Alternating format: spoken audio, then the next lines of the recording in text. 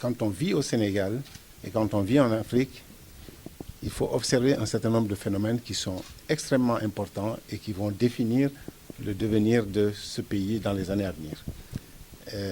Nous partons d'un principe tout simple.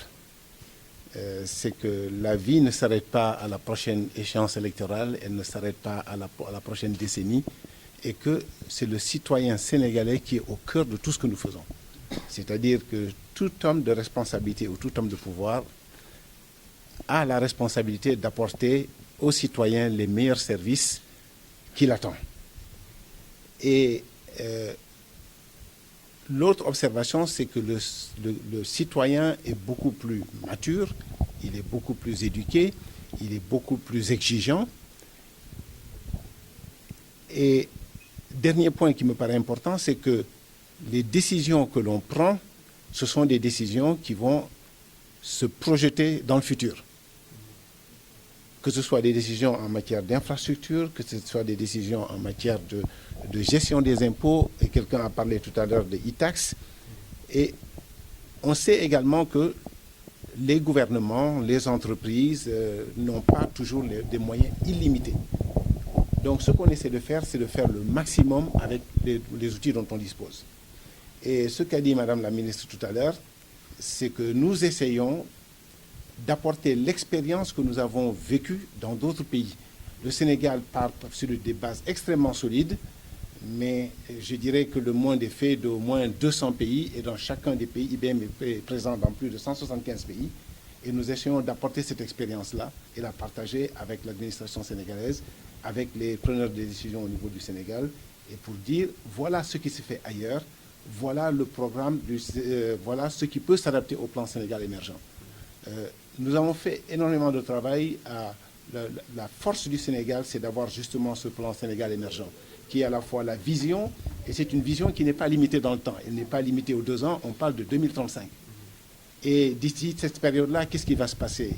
D'abord, on nous dit qu'en 2050, nous serons 25 millions de Sénégalais, qu'entre-temps, il y a beaucoup plus de personnes qui vont arriver des campagnes vers les villes, donc vont se poser des problèmes de route, des problèmes de transport, des problèmes d'électricité, des problèmes de...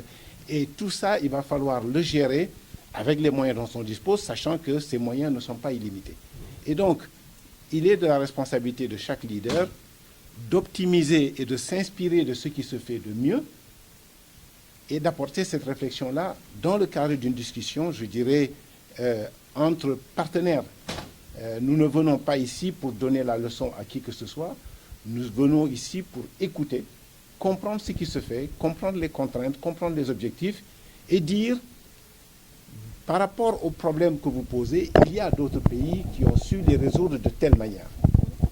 Et de cette résolution des problèmes arrive une discussion qui permet aux décideurs de prioriser en se disant, ça c'est important, dans le cadre du plan quinquennal ou dans le cadre de notre perspective de développement, voilà ce que nous pouvons faire et on va essayer de le faire ensemble.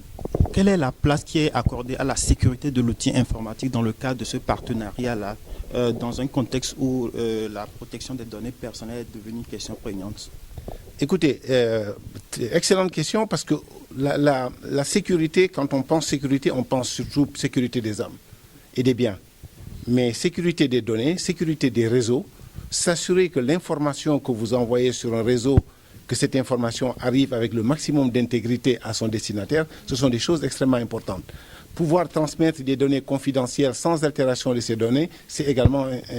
Et ce que je dis, c'est qu'aujourd'hui, nous avons à peu près de 3000 experts dans le domaine de la sécurité de tous azimuts.